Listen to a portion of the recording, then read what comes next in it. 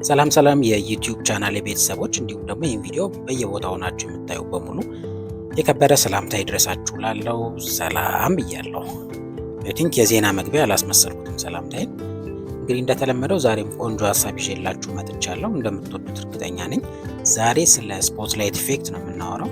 እንግዲህ ስፖትላይት ሲባል ይሄ በጂፕሰም ላይ ኮርኒስ ጣራ ላይ ምናምን የሚተከለው መብራት ምናምን አይደለም፣ ይሄ ሌላ ነው። ስለዚህ ስለሱ እናወራለን። የስነ ልቦና ጥናቶች እንደሚያሳዩት ስፖትላይት ኢፌክት የማይመለከተው ወይም ደግሞ በዚህ ተጽዕኖ ስር ያልሆነ ማንም ሰው የለም። የሚለያየው ምንድነው? የመጠኑ ጉዳይ ነው ማለት ነው። ወይም ደግሞ አንዳንድ ሰው ላይ የስፖትላይት ኢፌክት በከፍተኛ ሁኔታ ተጽዕኖ ሲያሳድር፣ አንዳንዱ ላይ ደግሞ መጠነኛ የሆነ ተጽዕኖ ይኖራል ማለት ነው። በጥቅሉ ስፖትላይት ኢፌክት የምንለው የህይወታችንን የስኬትና የደስታ መጠንን በከፍተኛ ሁኔታ የመወሰን አቅም ያለው ስነ ልቦናዊ ኮንሰፕት ነው ማለት ነው። ስለሱ ዛሬ በአጭሩ እናያለን። እንግዲህ የቤተሰብ ደግሞ መጠያየቅ ነው። የምንጠያየቀው ደግሞ ሰብስክራይብ፣ ላይክ እና ሼር በሚሉት በተኖች ነው። ስለዚህ እነሱ ነካ ማድረግ አትርሱ። ለማንኛውም እስከ ቪዲዮ መጨረሻ አብራችሁ ቆዩ። ዛያን ኢንፎግራፊክ ሾው የእናንተ ነው። መጣሁ።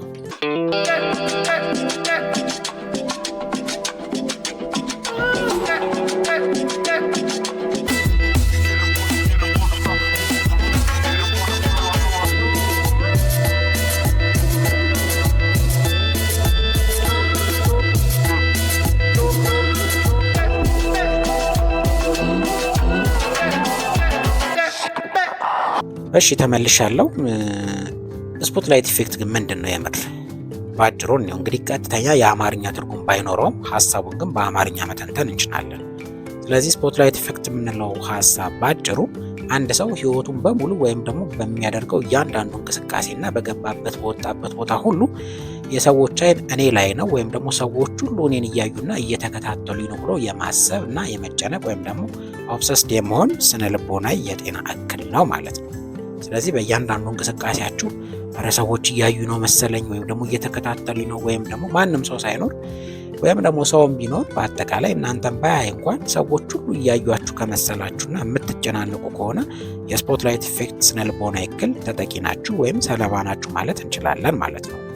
በጥቅሉ ይሄ ችግር ሁላችንም ላይ ያለ፣ ነገር ግን መጠኑ ይለያያል። ቅድም እንዳልኩት አንዳንድ ሰው ምንም ነገሩን ከሰው እይታ መሰወር የማይችል ስለሚመስለው ምንም ነገር ማድረግ እየፈለገ አያደርግም። አንዳንዱ ሰው ደግሞ ማኔጅ ያደርገውና ኦኬ እነዚህ ነገሮችን በራሴ ማድረግ እችላለሁ ቢኮዝ ሰዎች አዩኝም አላዩኝም የግድ ያስፈልጉኛል ወይም ደግሞ እነዚህን ነገሮች ማድረግ አለብኝ ብሎ ስለሚያምን ነው። አንዳንዱ ደግሞ ቅድም እንዳልኳቸው ሁሉንም ነገር ሰዎች ያዩብኛል ብሎ ስለሚያስብ ማድረግ የሚገባውን በሙሉ ሳያደርግ ይቀራል ማለት ነው። የዚህ ድምር ውጤት ነው እንግዲህ ስኬት፣ ደስታ፣ ህይወት እያልን የምንዘረዝረው ማለት ነው። ያንዳንዱን ነገራችንን ሰዎች እያዩት ነው ብለን የመሳቀቅ፣ የመጨነቅ፣ ፍራስትሬት የመሆን ችግር ካለብን የዚህ የስፖትላይት ኢፌክት ሰለባ ነን ማለት ነው። እስቲ ነገሬን ለማሳመር አንዱ ለምሳሌዎችን ላምጣላችሁ። ለምሳሌ የሆነ ቀን በሆነ ቡቲክ ጋር ድንገት ልፍ ስትሉ ቆንጅዬ የሆነ ልብስ ታያላችሁ። ችግሩ ግን እናንተ ከምትለብሱት ልብስ ወይም ደግሞ የአለባበስ ስታይልና ትሬንድ ጋር የሚሄድ አይደለም እንበል። ግን የግድ ስለወደዳችሁት ገዛችሁትና በነጋታው ለበሳችሁት እንበል። የሚሰማችሁ ስሜት የተለየ ይሆናል ከዚህ በፊት ከነበረው ወይም ደግሞ በመንገድ ስትሄዱ ከሚሰማችሁ ምቾትና በራስ መተማመን አንጻር ይህንን አዲስ ልብስና እናንተ ለብሳችሁ የማታውቁት አይነት ስታይል የሆነ ልብስ ነው ብለናል። ይህን ልብስ ለብሳችሁ ስትሄዱ የሚሰማችሁ በራስ መተማመንና ምቾት ተመሳሳይ ሊሆን ይችላል? አይ ቲንክ ተመሳሳይ ሊሆን አይችልም ማለት ግልጽ ነው። ቢኮዝ የተለየ አለባበስ ወይም ደግሞ የተለየ ማንነት ለሰዎች ባሳያችሁ ቁጥር አእምሯችሁ ምንድን ነው የሚነግራችሁ? አይኖች ወደ እናንተ የመሳብ እድላቸው ወይም ደግሞ እናንተን በትኩረትና እስከዛሬው በተለየ መልኩ የማየት እድላቸው ከፍ ይላል ነው። ስለዚህ ልክ ያንን ልብስ ለብሳችሁ ገና ከግቢ ስትወጡ ሊሆን ይችላል ይህ ስሜት የሚጀምራችሁ። ሜቢ አንድ ሰው ተሳስቶ ድንገት ዞር ሲል ካያችሁ ይኸው ምን አልኩ እንግዲህ ቀኑ ሙሉ ሰው እያየ ይልውል ነው ልትሉ ትችላላችሁ። ይህ እንግዲህ ሲምፕል አጋጣሚ ነው ወይም ደግሞ ሲምፕል መገጣጠም ነው። እናንተን ለማየት ተብሎ ላይሆን ይችላል ያ ሰው ወደ እናንተ ፊቱን የመለሰው። ነገር ግን ጭንቅላታችሁ ውስጥ ይህንን ነገር የምትረዱበትና የምትተረጉሙበት መንገድ ማተር ያደርጋል ማለት ነው። እያንዳንዱ እንቅስቃሴያችሁ በሰዎች እይታ ውስጥ የመውደቅ እድል እንዳለው ቀኑ ሙሉ እያሰባችሁ ወይም ደግሞ ያን ልብስ እስካላወለቃችሁ ድረስ እንዲህ አይነት አሉታዊ ስሜት እየተሰማችሁ ይቀጥላል ማለት ነው። ስለዚህ ዋና መንገድ ላይ ስትወጡ ምናልባትም ትንሽ ነርቨስ ልትሆኑና እግራችሁ ቄጤማ ምናምን ሁላ ሊሆን ይችላል፣ አልታዘዙላ ሊላችሁ ይችላል ማለት ነው። እዚህ ጋር ችግሩ ሰዎች እናንተን ማየታቸው ሳይሆን ሰዎች ሳያዩ ወይም ደግሞ ትንሽ ሰዎች እንኳን ቢሆን ያዩአችሁ እናንተ ግን ወይም ደግሞ ጭንቅላታችሁ ግን ሰዎች በጠቅላላ እየተከታተሉኝና አይናቸው እኔ ላይ አርፏል ብላችሁ ስለምታስቡ ነው እንዲህ አይነት አሉታዊ የሆነ የመረበሽ ወይም ደግሞ ጤናማ ያልሆነ ስሜት የሚሰማችሁ ማለት ነው። ይሄ አንዱ ምሳሌ ነው። ሌላ ምሳሌ ደግሞ ልድገም። ለምሳሌ የሆነ ቀላል የሆነ ስህተት በሰዎች ፊት ሰራችሁ እንበል። እንግዲህ ያንን ስህተት 100 ጊዜ ቤታችሁ ሰርታችሁት ሊሆን ይችላል። ነገር ግን ሰው ፊት በመሆኑ ብቻ ሰዎች ልክ ያንን ስህተት ስትሰሩ አይናችሁ በሙሉ ከሌላ ቦታ ተነቅሎ እናንተ ላይ የሚተከል ሊመስላችሁ ይችላል እና ምናልባትም እንዲህ እንደው ዞር ብሎ ሌላ ሰው እንኳን ወይም ደግሞ የቅርብ ሰውን ማየት ሁላ ሊያስፈራችሁ ይችላል ማለት ነው። ይሄ የሚያሳየን ምንድን ነው? ሰዎች እንቅስቃሴዎችን በሙሉ ጀጅ ለማድረግ እያዩ ነው የሚል ፊሊንግ ማዳበራችሁን ወይም ደግሞ በዛ ሞመንት እንኳን ቢሆን የስፖትላይት ኢፌክት ሰለባ መሆናችሁን ነው የሚያሳየው። ኤኒዌይ በዚህ ዙሪያ ብዙ ምሳሌዎችን መናገር ይቻላል፣ ግን አንድ ቲፒካል ኤግዛምፕል እኔ ራሱ ፊል ስለማረገው ነው እና አንድ ቲፒካል ኤግዛምፕል ጨምር ደስ ይለኛል።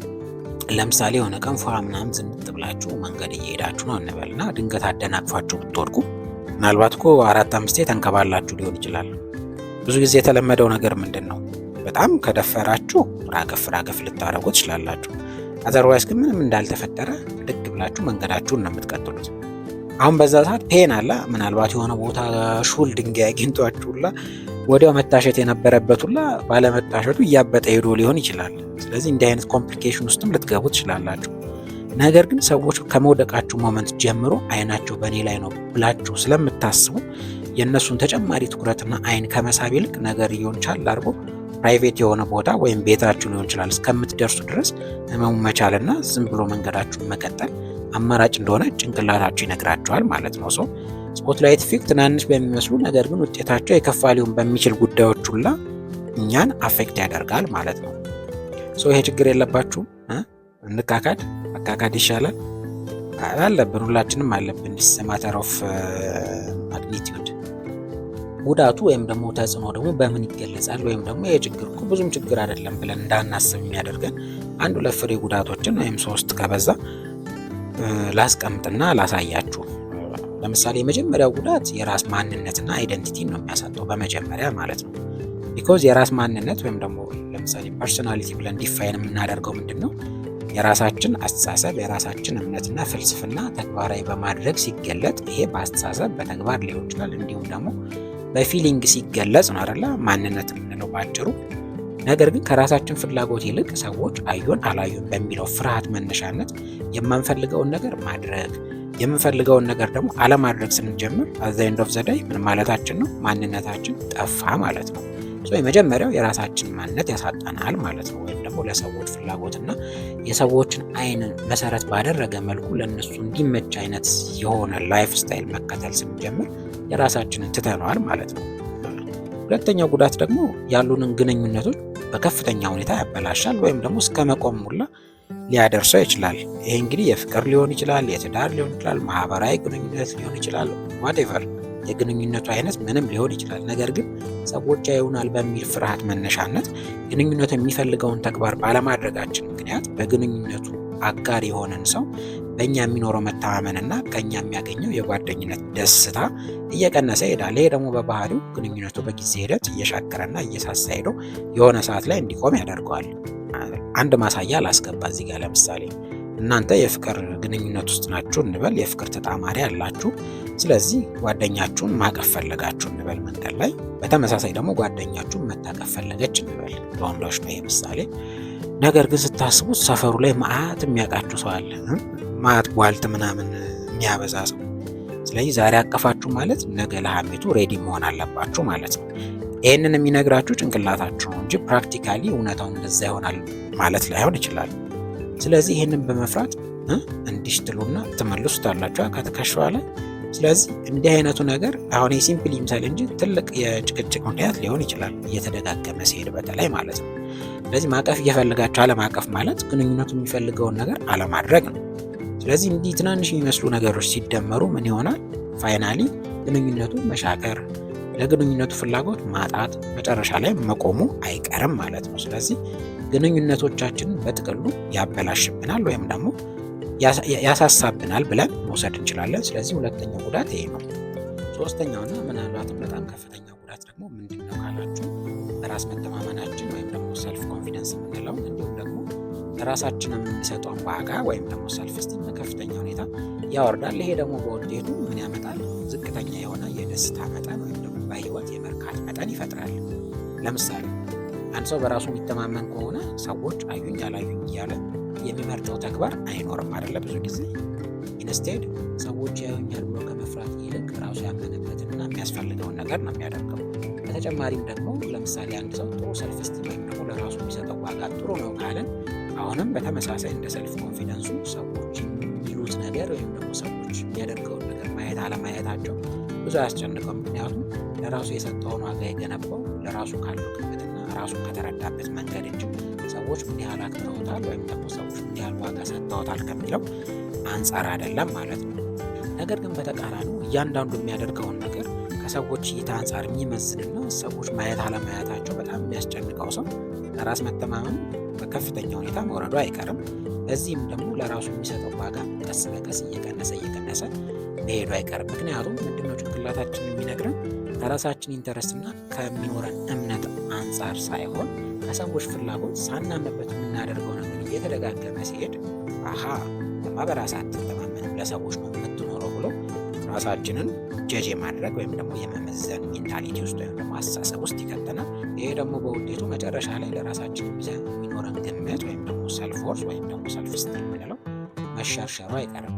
ስለዚህ የእነዚህ የሁለቱ ነገሮች ማነስ ወይም ደግሞ እየቀነሰ የሚሄድ በራሳችን የሚኖረን ደስታ፣ በህይወታችን የሚኖረን እርካታ እንዲጠፋና እንዲቀንስ ያደርገዋል ማለት ነው። እነዚህ ጉዳቶች አሉትና ነገርየው ቀላል አይደለም ለማለት ነው። እንግዲህ ችግር ካወራን መፍትሄ መኖር አለበት።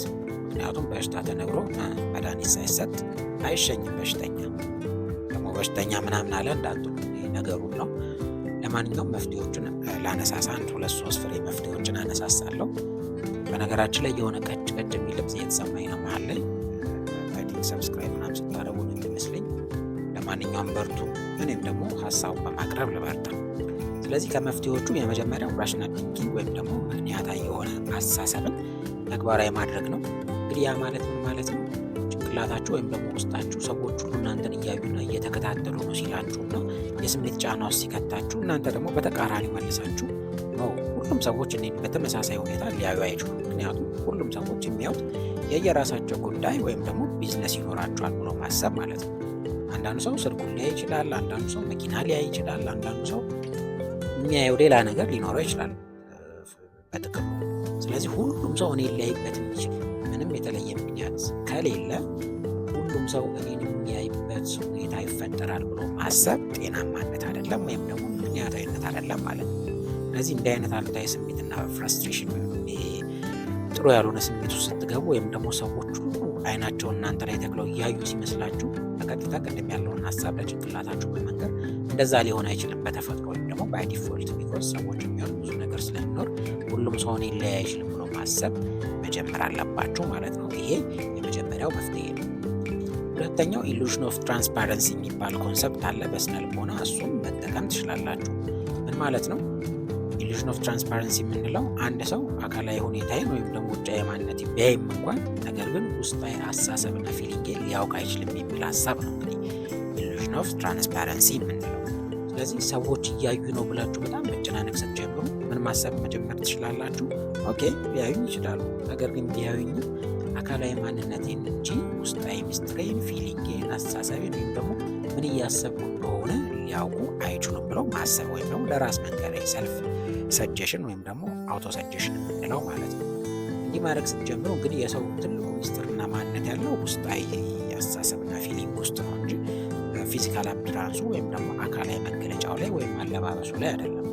ስለዚህ ያንን ትልቁ ማንነታችሁና ሚስጥራችሁን እስካላወቁ ድረስ ሰዎች እናንተ ማየታቸው በራሱ የሚፈጥረው ችግር አይኖርም ማለት ነው። ስለዚህ ይህንን ማሰብ በራሱ እንደዚህ አይነት አሉታዊ ስሜት ሲሰማችሁ ስሜቱን በከፍተኛ ሁኔታ ለመቀነስ ያግዛል ማለት ነው። ሁለተኛው መፍትሄ ነው። ሶስተኛው መጋፈጥና መደጋገም ነው። እንግዲህ በስነ ልቦና ቋንቋ ሲስተማቲክ ዲሴንሲታይዜሽን የሚባል ሀሳብ አለ። ይሄ ማለት ምን ማለት ነው? አንድ የምትፈሩት ነገር ካለ ያንን ነገር ደጋግሞ በማድረግ ቀስ በቀስ የስሜቱ ወይም ደግሞ የነገሩ አስፈሪነት እየቀነሰ መጨረሻ ላይ ኖርማል እንዲሆን ወይም ደግሞ እንድትለምዱት ማድረግ ነው። ስለዚህ ለምሳሌ እናንተ በሆነ አካባቢ ስትሆኑ ወይም ደግሞ በሰዎች መካከል ስትሆኑ ሁል ጊዜ ውስጣችሁ ኧረ ሰዎች እኮ እናንተን ብቻ እያዩ ነው ወይም ደግሞ የሰዎች አይን በሙሉ ተጠራቅሞ እናንተ ጋር እየመጣ ነው እያለ የሚረብሻችሁና ነርቨስነስ ውስጥ የሚከታችሁ ከሆነ ወይም ደግሞ ነርቨስ የሚያደርጋችሁ ከሆነ ይህንን ነገር ብትደጋግሙት ይሄ መጀመሪያ ቀን ላይ የተሰማችሁ አሉታዊ ስሜት በእርግጠኝነት ቀስ በቀስ እየቀነሰ መጨረሻ ላይ እንዲያውም ኖርማል ሊሆን ይችላል። ለምሳሌ አንድ ቲፒካል ኤግዛምፕል እዚህ ጋር ላምጣ። አንድ መንገድ በጭንቅላታቸው አስቡና በግራና በቀኝ የተቀመጡ ወንዶች አሉ። እንግዲህ ሰው ወንዶች የተቀመጡት ለራሳቸው ምክንያት ሊሆን ይችላል። እንግዲህ ወይ ለማውራት ሊሆን ይችላል፣ ወይ ስልክ ለመጠቀም ሊሆን ይችላል፣ አናውቅም። ነገር ግን የመጀመሪያ ቀን አንድ ሴት በዛ መንገድ ብታልፍ እንግዲህ ከወንዶቹ መካከል አንዱም ሰው እንኳን ባይለክፋት ወይም ደግሞ ባይናገራት፣ ነገር ግን አረማመዷ ኖርማል ይሆናል ብላችሁ ታስባላችሁ? ይህ እንግዲህ ሁሉንም ሴት ላይ ይመለከት ይችላል፣ ግን አብዛኞቹ ጋር ያለ ፋክት ስለሆነ ነው። ብዙ ምቾት አይሰማቸውም አይደለ? ዴፊኔትሊ እንግዲህ አንዱ ሊለክፈኝ ነው መሰለኝ፣ አንዱ ደግሞ አለባበሴን እያየ ነው መሰለኝ ምናምን እና በዚህ አስተሳሰብ ውስጥ የሚኖር ወኪንግ ስታይል ወይም ያረማመድ ስታይል ምናልባት ሞዴሊስቶች መድረክ ላይ ከሚያደርጉት ያረማመድ ስታይል ትንሽ የተሻለም ሊሆን ይችላል። ቢኮዝ አንዴ ወደ ግራ አንዴ ወደ ቀኝ አይነት አረማመድ ሊሆን ይችላል። ያው ይቅርታ ኢን አድቫንስ እንዳይነብራችሁ። ስለዚህ የመጀመሪያ ቀን የሚፈጥረው ፍርሃት በጣም ከባድ ነው። ኢማጅን በዚህ መካከል አንድም ሰው የለከፋት የለም ብለን ማሰብ እንችላለን፣ ወይም ደግሞ እንደዛ ብላችሁ አስቡ። ነገር ግን ይህቺው ሴት 2-3 ቀን በዛ መንገድ እየደጋገመች ብትሄድ በተመሳሳይ ወንዶቹ ግራና ቀኝ ተቀምጠው ማለት ነው ምን ማድረግ ትጀምራለች? መልመድ ትጀምራለች ሁኔታው። ስለዚህ ቀን እየጨመረ ሲሄድ ነገርየውን እየተጋፈጠችውና እየደጋገመችው ስትሄድ መጨረሻ ላይ የሚፈጥረው ተጽዕኖ አይኖርም ወይም ደግሞ ኒውትራል ይሆናል ማለት ነው። ስለዚህ ከሆነ ጊዜ በኋላ ምናልባትም ተጃልሳ ከሰዎቹ ጋር ወይም ደግሞ ጓደኝነት ፈጥራ እንዴ ያ ባርቼ ጠፋ ምናምን ሁላ ልትል ትችላለች። አንድ ሰው ሲጎል እንግዲህ መጉደሉን ሁላ ታይታ ማለት ነው። ስለዚህ ምን ይሆናል? አንድ ነገር አስፈሪነቱ ለመጀመሪያ ጊዜ ነው እንጂ ሲደጋገም ምን ይሆናል? ኖርማል ይሆናል። የአእምሯችን አፈጣጠር ነው፣ ሲስተማቲክ ዲሰንሳይዜሽን ወይም ደግሞ ቀስ በቀስ ነገሩን የመልመድ ሁኔታ ብለን ልንረዳው እንችላለን። ስለዚህ ይህንንም ዘዴ ተግባራዊ ማድረግ መፍትሄ ይሆናል ማለት ነው። አራተኛ መፍትሄ የመጨረሻው ማቅረብ የምነግራችሁ ምንድን ነው? ፕሮፌሽናል ሰፖርት ማግኘት ነው። እንግዲህ አሁን በእኛ ሀገር ብዙ አንደርስታንድ የማይደረገው ነገር ምንድን ነው? ስነ ልቦናዊ ችግር ከባሰና አንድ ሰው ሙሉ ለሙሉ ከቁጥጥር ውጭ ከወጣ በኋላ ነው ወደ ሕክምና የሚወሰደው። ነገር ግን አቨሬጅ በሆነ ኖርማቲቭ ዌይ ኦፍ ላይፍ ወይም ደግሞ ማህበረሰባዊ አኗኗር ወግ ልማድ ከዛ ወጣ ባለመልኩ ትንሽ ያልተለመደ ባህሪና ማንነት ወይም ደግሞ ስብዕና ማሳየት ሲጀምር አንድ ሰው የስነ ልቦና ሕክምና እንዲሁም ደግሞ የስነ አእምሮ ድጋፍ ያስፈልገዋል። በተመሳሳይ እንደዚህ አይነት የስፖትላይት ኢፌክት በከፍተኛ ሁኔታ ህይወቱን እየተቆጣጠረውና በቃ ከዚህ አይነት አስተሳሰቦች ነፃ ሆኖ መኖር የማይችል ሰው ካለ ይሄ በቀጥታ ስነ ልቦናዊና ስነ አእምሮአዊ ድጋፍ ያገኛል ወይም ደግሞ ይገባዋል ማለት ነው። ስለዚህ እንዲህ አይነት አገልግሎት ከሚሰጡ ድርጅቶችና ተቋማት ጋር ማገናኘት ያስፈልጋል ማለት ነው። እነዚህ መፍትሄዎች ይጠቅማቸዋል ብዬ አስባለሁ። በተጨማሪም ወደፊት በዚህ ቻናል የቨርቹዋል ካውንስሊንግ አገልግሎት እንሰጣለን። እኛን የምታገኙበትን አድራሻ እናስቀምጣለን። እሱን ወደፊት የምናሳውቃቸው ይሆናል። ስለዚህ የዛሬው የተከሸነውና ቤት ያፈራው ቪዲዮ ይህን ይመስላል። ለሌላ ጊዜ ቆንጆ ሀሳብ ይዤላችሁ እመጣለሁ።